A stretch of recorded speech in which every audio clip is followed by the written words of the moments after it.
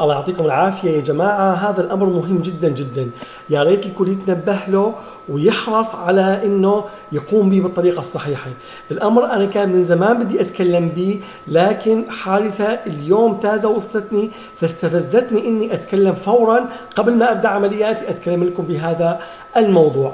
أحد الأخوات في سوريا عندها ألم بالرقبة، ألم بالرقبة بسيط، استدعت أحد الأشخاص، أحد النساء اللواتي يدعين معرفتهن بالمساج وبالتدليك وبهذه الأمور، مع أنها أمور تحتاج خبرة ومهارة ودراسة وعلم مثل أي علم آخر طبي أو حتى غير طبي.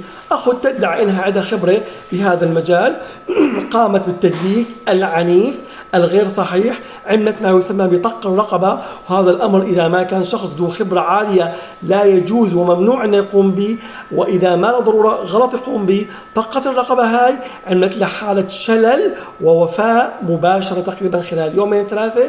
توفت هذه الأخت مثل حالة الشنق. أساسا الشنق شو معناه؟ يعني الشخص شلون ينشنق؟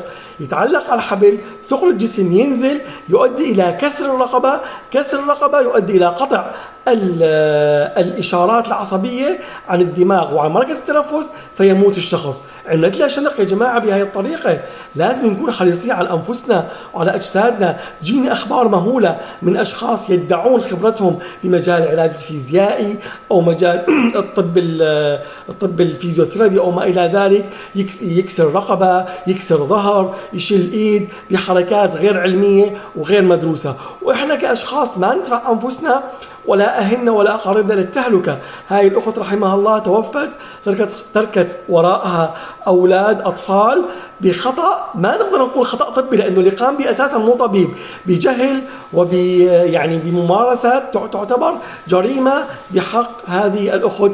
فلا نجرم بحق أنفسنا ونكون حريصين. وأتمنى من كل شخص يعمل أو يحب العلاج الفيزيائي ويحب الطب الفيزيائي، يا أخي هذا علم، أدرس هذا العلم، في دورات، في كورسات، خذ كورس، خذ دورة، تدرب حتى لا تؤذي الناس وتهلكهم. طبعا في أشخاص، في أخوات، في إخوة عندهم هذا العلم وعندهم ممارسة رائعة، يقومون بهذا الأمر على أفضل وجه، لكن مع الأسف في كثيرين متسلقين على هذا الأمر اللي يعتبر باب لا يقل علما وقوة عن أبواب الطب الأخرى. فكونوا حذرين وعليكم العافية.